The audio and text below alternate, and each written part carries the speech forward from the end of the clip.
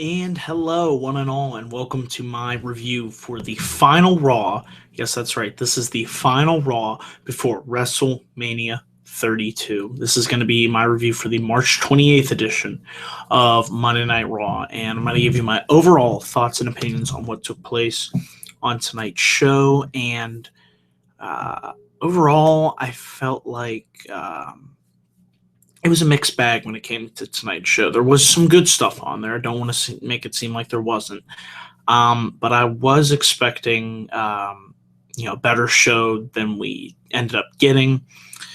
Overall, I was hoping for a B or an A show, and I really felt like tonight's Raw fell into a C plus range. If I had to give it a grade, I would give it a C plus. That's not to say that this was a bad show. It was simply an average show, and I feel for Raw, the final Raw before a WrestleMania, I expect nothing less than an A or a B. And I felt like if this was a 2-hour show, as I keep on saying, this had the potential to be an A or a B show.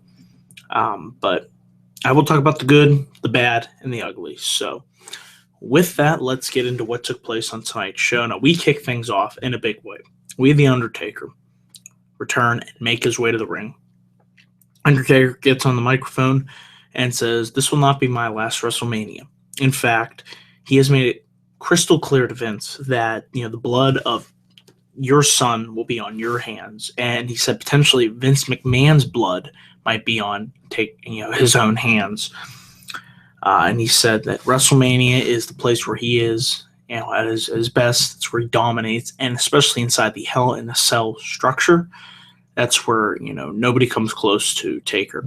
And Shane O'Mac made his way to the ring, and Shane said at WrestleMania they're going to tear each other apart, and the difference between Taker and Shane is Shane is fighting to win, while Taker is fighting not to lose. And Shane said the night after WrestleMania, he will drag himself to Raw. He will do whatever it has to take in order to win that match and gain control of Monday Night Raw. And pretty much, Shane pisses Taker off by telling him, by saying if he has to destroy Undertaker's legacy to build his own, so be it. And this set Taker off in a rage. And then Shane gets in the ring face to face with The Undertaker, and he pretty much tells Taker that your legacy died 2 years ago at WrestleMania, obviously referring to when Brock Lesnar defeated The Undertaker at WrestleMania 30. So this set Taker off. Eventually, Shane starts attacking Taker, just landing some punches on him, and Taker throws Shane over the top rope. Taker looks like he's eventually going to set up to give Shane the last ride on the announcer's table. Shane is able to weasel his way out of it.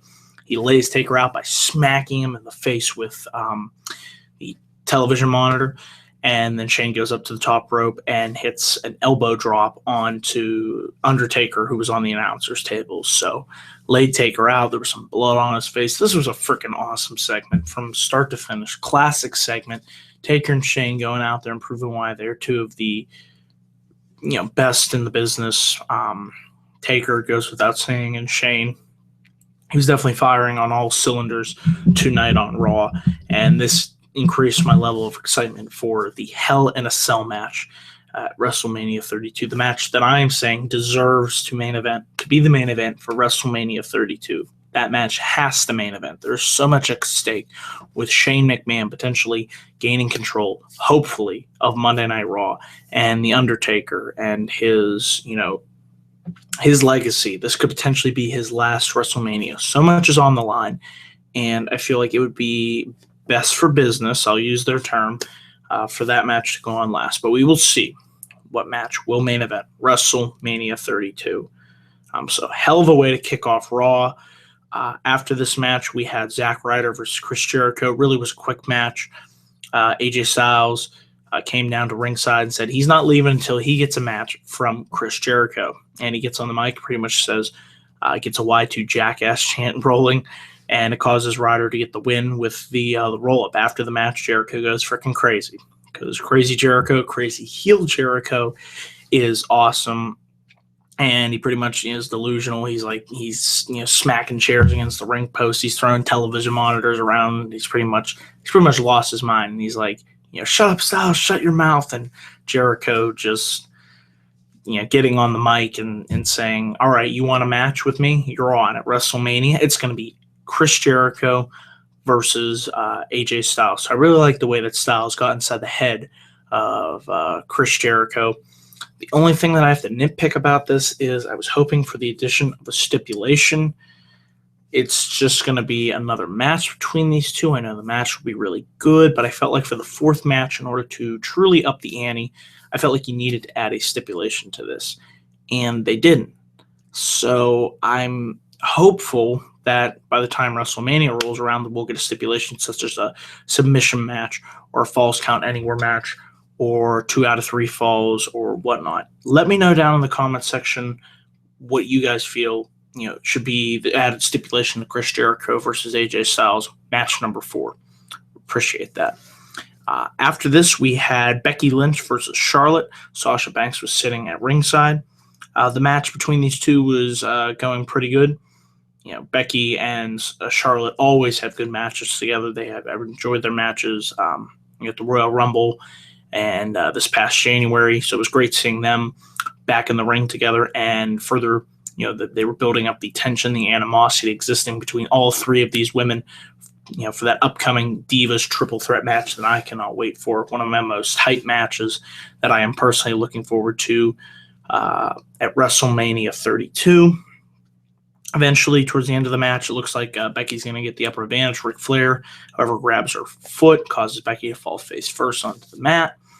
And Charlotte is eventually able to hit the boot and hit natural selection for the win. And then Sasha, Charlotte gets out of the ring, and Becky and Sasha have a little stare down. So it will be interesting to see who walks out at that Divas triple threat with the title. But I will get to that in my predictions and preview video for WrestleMania tomorrow.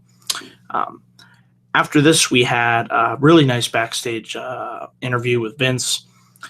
He's pretty much saying that Undertaker is at his best when he is angry, when he is fired up and firing on all cylinders. And Shane walks in, pretty much gets in Vince's face, says it's going to be a good thing when I win at WrestleMania and take the company away from you, just like your father. You took the company away from your grandfather, his grandfather. So really like the way that Shane played off with his words here, referencing the history of how Vince took the company from his father. And I really like how he's playing that up psychologically and trying to get inside Vince's head ahead of the big Hell in a Cell match at WrestleMania 32. So really good little backstage promo between Shane and Vince.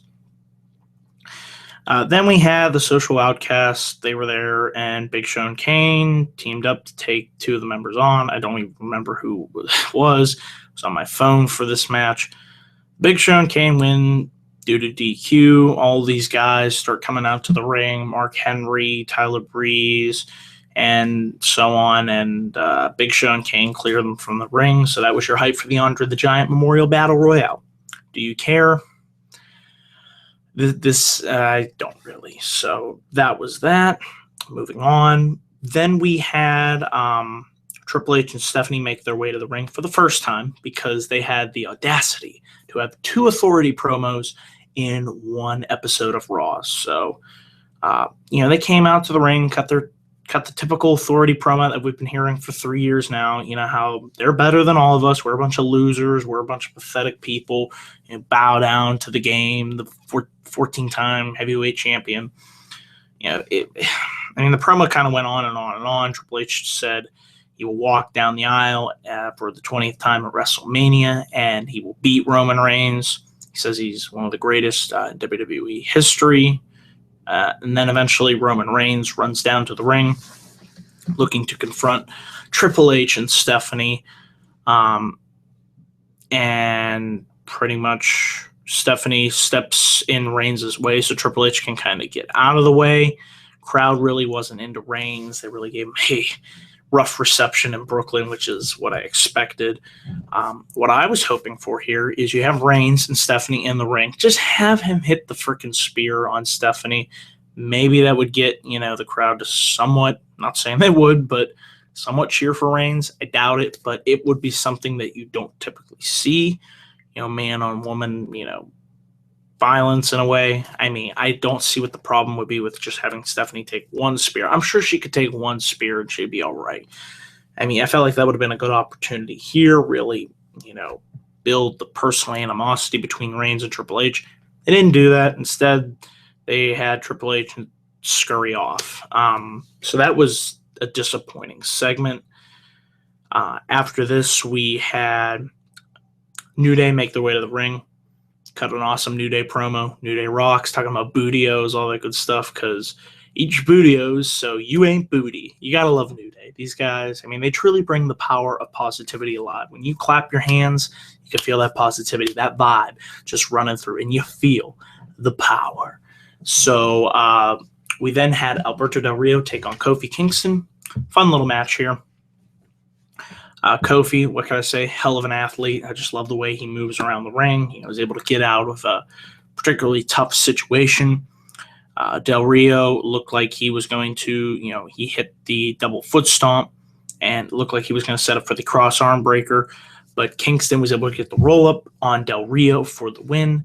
So the New Day looking strong heading into WrestleMania 32. And apparently this tag team title match against the League of Losers is, it's not a tag team title match. It's just a 4-on-3 handicap match. So that is somewhat disappointing. I would say, it's WrestleMania. Why wouldn't the titles be on the line? I mean, your biggest show of the year. So that was, it was an all right match between Kingston and Del Rio. Afterward, we had the coach, Jonathan Coachman. That's right, make his return to Monday Night Raw. Not sure when the last time the coach was on Raw, but it was great seeing him there. Him and New Day, cut a little back and forth promo. Coach said he's a big fan of the New Day, and he makes sure to eat his bootios. And then him and the New Day started to dance, and it was just fun. It was great seeing the coach back on Monday Night Raw. After this, we had Reigns being interviewed backstage by Renee Young, and Bubba Ray Dudley calls Reigns over. He says, you want to fight, Reigns? You want to fight me? After their interaction, or their match, this past Thursday on SmackDown, Reigns makes his way over, and then Devon ambushes Reigns and starts to beat him down. Then Triple H shows up and starts to pretty much beat the crap out of Reigns. So Triple H employing the services of those damn Dudleys to, up the ante against Reigns. And Triple H pretty much smacks his head off of the title that was sitting on this, platform area thing. So it wasn't a bad beatdown. It was probably the best thing that I enjoyed from tonight's build for Reigns and Triple H out of the 3 segments that they had on the show. Then we had Kalisto versus Connor of the Ascension, and how the mighty have fallen. The Ascension, one of the longest reigning NXT tag team champions, essentially relegated to nothing. I mean, if you're not going to do anything with the Ascension, I know it's to me, it was just frustrating because I had high hopes for the Ascension. I at least thought they would have a somewhat prominent role on, for the tag team division. And this made me think back to how the Lucha Dragons and the Ascension had a pretty good rivalry for the NXT tag team championships. And then you just look at Raw and what they're not doing with the Ascension. It's pretty much nothing. Kalisto picked up the win here over Connor. After the match, Kalisto took out Victor and hit a springboard DDT on him, and Ryback made his way to the ring and got in Kalisto's face and did the "Feed Me More" chant. And then I'm not sure if this match was moved to the kickoff show because it had the kickoff show logo when they showed the graphics. So let me know down in the comment section below. I believe there's only 3 matches for the kickoff show: the 10 Diva Tag, the Andre the Giant Memorial Battle Royale, and the Usos and the Dudleys. Is Kalisto and Ryback also moved to the pre-show? Not quite sure about that. A little confused. Then we have Brock Lesnar and Paul Heyman make their way to the ring. They cut a really awesome promo. Heyman, hyping up how Brock Lesnar is a god among men and the beast incarnate will, destroy Dean Ambrose at WrestleMania on Sunday, and how Lesnar is an NCAA, Division I champion, UFC champion, how, Ambrose is pretty much all he is a lunatic. And as Heyman said, as Heyman said 2 years ago, he said, "This is not a prediction. This is a spoiler. Brock Lesnar will win at WrestleMania." Then Dean Ambrose came down to the ring. He had a large red wagon. He went underneath the ring, pulled up the canvas, and he pulled out a chainsaw, baseball bat, some lead pipes, what else? The crowbar and the barbed wire bat, and he put it all in this red cart. Pretty much ignored Lesnar the whole time. Like this, didn't even acknowledge him. Brock was holding a kendo stick, and he's like trying to get Dean's attention. Dean just keeps walking with the wheelbarrow, and on he goes. So he went shopping for some weapons that he is clearly going to be using for his awesome, cannot wait for the no-holds-barred street fight between Brock Lesnar and Dean Ambrose. It is definitely going to be one hell of a match, to say the least. So I like this segment between Ambrose and Lesnar. I really like how Ambrose did not even pretend to look at Lesnar. It was like, no, I'm not even going to go there. I will wait till Sunday at WrestleMania. Then we had the Total Divas and Team Bad members make their way to the ring. And then we had Paige versus Emma. Surprisingly, Emma was able to pin Paige after Lana, gets in the ring and kicked Paige in the face. So it was surprising to see Emma, first of all, on the main roster. I didn't even know she was back. Apparently, they shot some angle on main event with Emma potentially joining Team Bad at WrestleMania. And then we had this match between her and Paige. It was an all right match. I wish they obviously had more time. I know they could put on a really good match if given the proper amount of time. But for what it was, with the involvement of the other women at ringside, and then a huge brawl eventually breaks out. And then who would you know it but Eva Marie makes her return to Monday Night Raw to a pretty much a chorus of boos. She got booed pretty bad in Brooklyn tonight and helped the Total Divas fight off the members of Team Bad. So it looks like Eva Marie is going to be the mystery partner for the 10 Diva tag match at WrestleMania for the kickoff show. Not sure really why I know Eva Marie is on Total Divas and whatnot, but it was just like, maybe they could have had somebody else, maybe like a Carmella. That would have made more sense in Brooklyn. Actually, it would have made a lot of sense, but whatever. It was what it was, and that match will be on the kickoff show. So, and then we had a 6-man tag, Sami Zayn, Dolph Ziggler, and Sin Cara versus The Miz, Stardust, and Kevin Owens. This match went really, really long. Went through 2 commercial breaks. It was okay. It wasn't that great. It was a typical 6-man tag. It was nice seeing Sami Zayn in there, despite the crowd really crapping on most of this match. They did give Sami Zayn a good reaction. They were chanting "Olay, Olay, Olay," and all that good stuff. Surprisingly, Owens was pinned by Sami Zayn after his partners, The Miz and Stardust, walked down on Owens, and it came down to Owens and Sami. Owens tried to hit him with a forearm. He missed, and eventually Owens hit the Tornado DDT, followed up by the Helluva Kick for the win. So really surprised to see Sami Zayn pick up a victory over his arch nemesis, Kevin Owens.